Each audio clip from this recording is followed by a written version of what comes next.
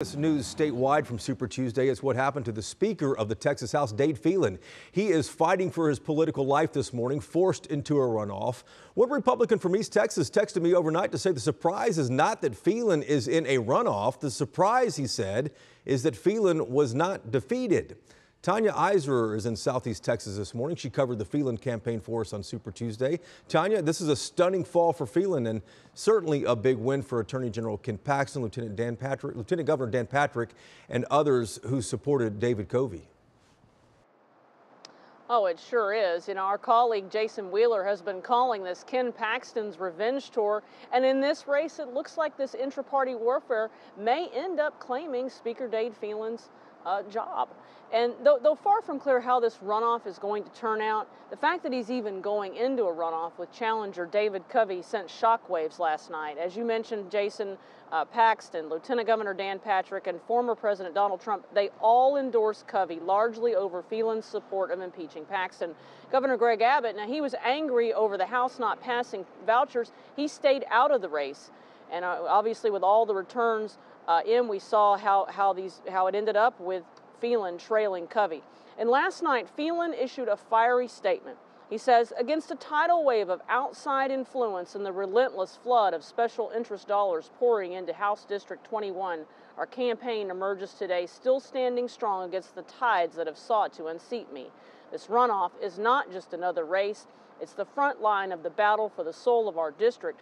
And some would say it's also a battle for the soul of the Republican Party. Phelan's statement refers to the West Texas billionaires that have helped fund Covey's campaign and other primary opponents of the House Republican incumbents throughout the state. Now here is Covey's equally fiery response.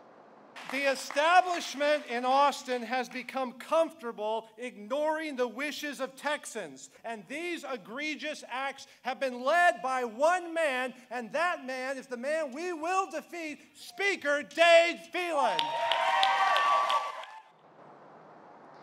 Now, as Speaker, Phelan's record had included a passage of one of the strictest abortion laws in the country, permitless carry, and other long sought-after conservative priorities. He'd also brought home hundreds of millions of dollars to his district. In the before times, that likely would have been enough to carry him to an easy victory, but not so today, and it remains to be seen what's going to happen in the May runoff. Back to you, Jason. All right, Tanya, thanks for that. You know what's fascinating about the picture we just saw there, Cleo, is that Dan Patrick was in the background there in Beaumont with David Covey. So that's fascinating to see. You've been watching these county-by-county races. Phelan's not the only one in trouble. And you gave this term the revenge tour, right? Because we've been talking about it for a while, yeah. Honestly, because Paxton's trying to knock out anyone that supported his impeachment. Sure. And then Abbott, well, he didn't want to support anyone that didn't want the school vouchers. Yeah. So here we are right now in Beaumont. And Phelan does have some deep roots here. I mean, there's streets named after some of his family members. Right, exactly. And you know, there are a number of counties here, but the surprise last night as the votes were coming in is that Covey got off to an early start early on, and he maintained it the entire time. Right, Covey backed by Abbott, as Paxton as well, and former President Donald Trump. So we're showing you the numbers here heading to a runoff as well. We're going to send you now to Texas House seat 33 here. Let's move to 33. And you can see this is another runoff. Let's go a little closer here. This is covering Rockwall, Heath, Fate, Royce City, and a little sliver there of Plano.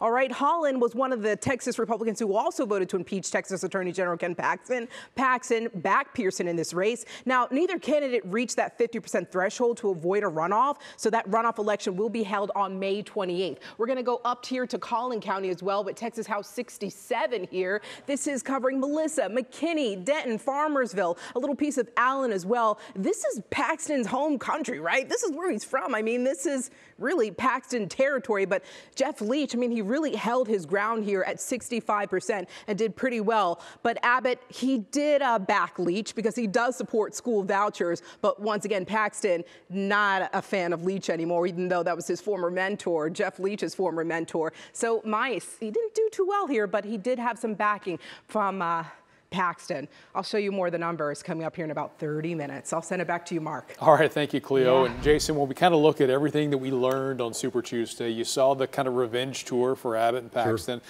You saw Colin Allred pick up more support than maybe we thought, given how many challengers he faced. What were the biggest takeaways for you? You know, one thing we haven't talked about is Governor Greg Abbott. He, of course, was not on the ballot, but he endorsed 10 Republican incumbents. 5 of those actually won last night. 3 are in runoffs. This is a huge win for Abbott at the end of the day. And what this means more than anything for the rest of us, Texas is now one step closer to the passage of school vouchers. The legislature returns in January. That's likely when that's going to happen. The headline, if you look at everything, if you zoom out and look at this, Texas is moving further and further to the right. All right, Jason, we appreciate it. We know you were up late. Sure. Thanks for getting up early with us this morning. All right. And our political team, like Jason, they've been working hard overnight, putting together a brand new episode of Y'all-itics. You can actually download that right now. So again, who are the big winners, the losers? They go more in depth. And what does it mean for November? Okay, the new episode available wherever you get your podcasts.